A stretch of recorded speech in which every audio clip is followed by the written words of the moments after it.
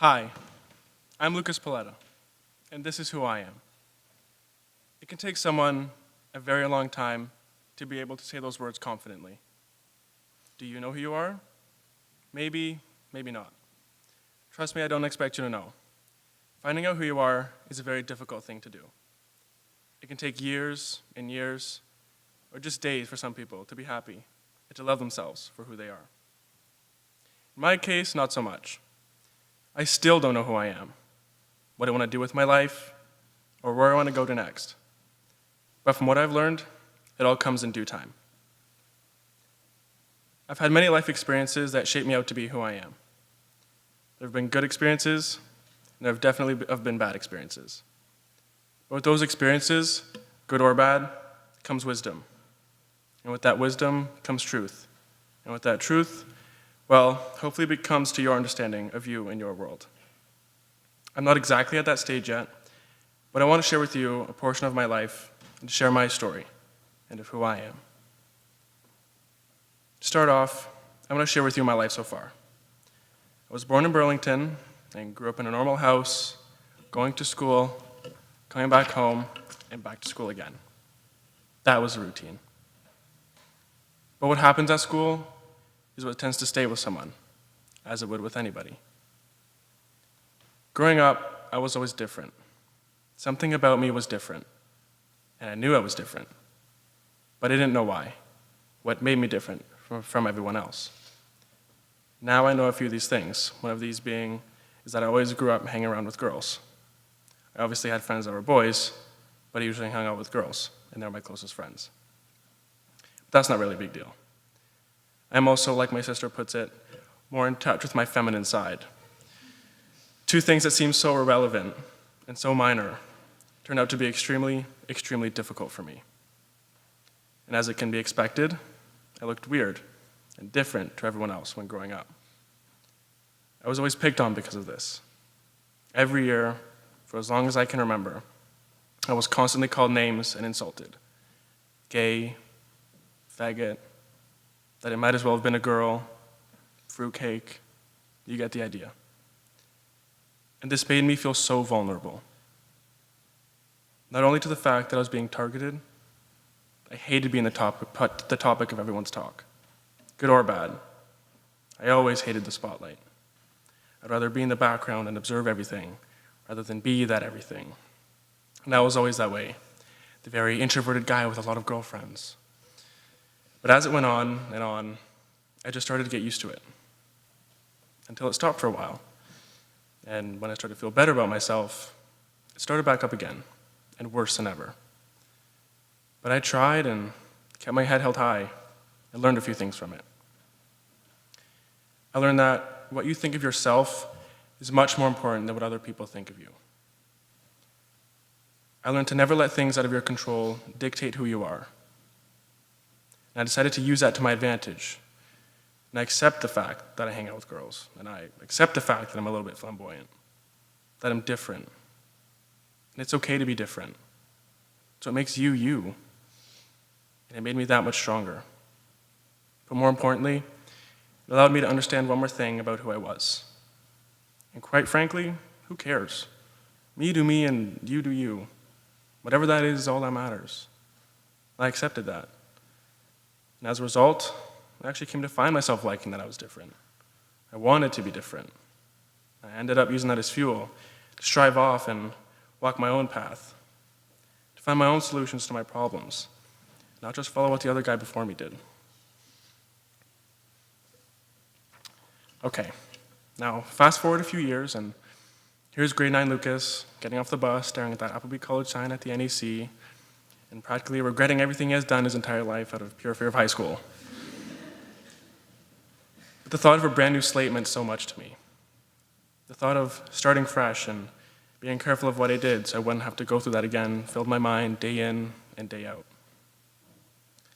I found myself so focused on the wrong things that I ended up forgetting who I was personally. My first few years of high school went by like this, one year at a time. It started to control me. The constant anxiety of caring way too much about what I looked like to other people. And it got so bad that I found myself becoming burdened with my own thoughts. I became more quiet than usual. I avoided people more, and I believed I was becoming depressed. There was something so powerful that was holding me down that I suppressed for so many years trying to surface.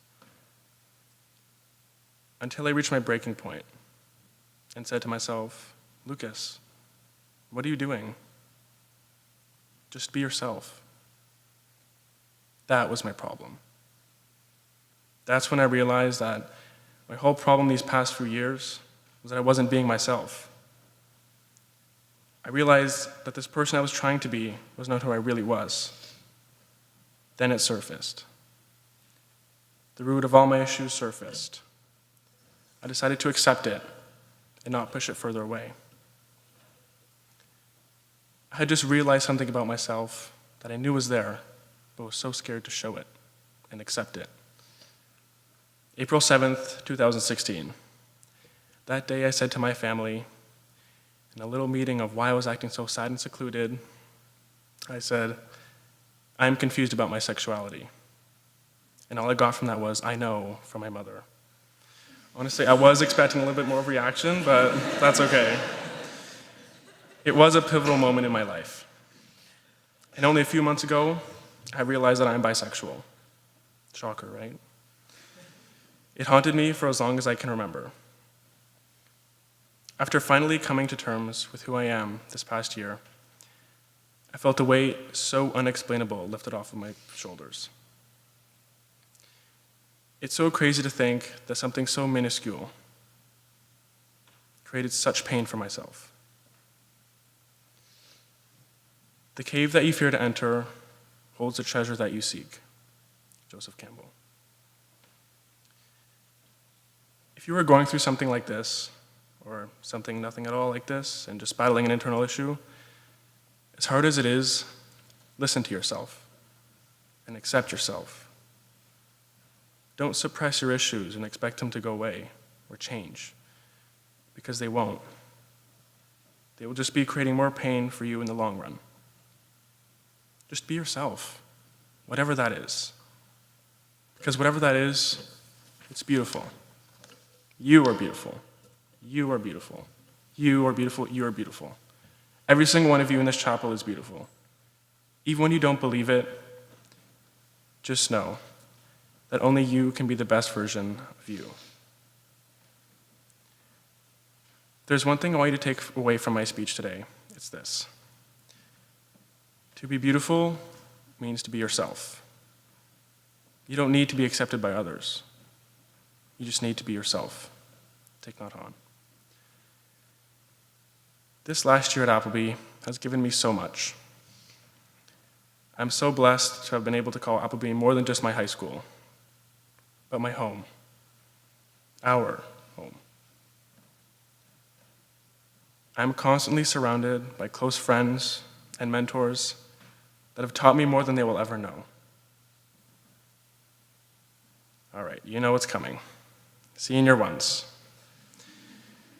This is your last year of high school coming up, and I cannot tell you how fast it goes by.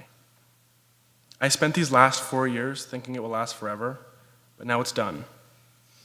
Faster than I can ever imagine. So put yourself out there. Don't spend and finish your grade 12 year with regrets. Also, this relates to everyone in the room, and not just senior ones. Don't be afraid to try different things, because you're afraid that you'll be the only ones of your friends doing it, or that you're afraid of how you'll look to others. Remember what I said about being confident in yourself, and you'll be so, so happy. Not only with yourself, but with everyone and everything around you. Senior twos. This is it, guys. We made it. I know, I can't believe it either. Take what you've learned through our time here at Appleby and make it your own. Whatever happens after Appleby, wherever your life brings you, whatever university you go to, keep in mind that your life is now finally becoming your life. Live that life happy with yourself. Yeah, we're all going to go through issues, and yeah, we've all been through issues. That's not going to stop. But you've made it this far, sitting here right now, so I think that you'll be fine. We have spent the last 4 to 6 years together that felt like a lifetime, but a lifetime too short. In the next few months, we'll be going our separate ways, leaving our Appleby home, not seeing each other's faces every day, moving on to the next chapter in this little thing called life. You've impacted my ways that you will ever know. You're more than just friends to me. You're my family. I look up to you, each and every one of you. And I couldn't imagine a better group of people to spend my high school journey with. Now, finally, as my speech comes to an end, as my humble advisor, Dr. Panev, would say, go forth and be happy. Now please rise with me and sing hymn number 5.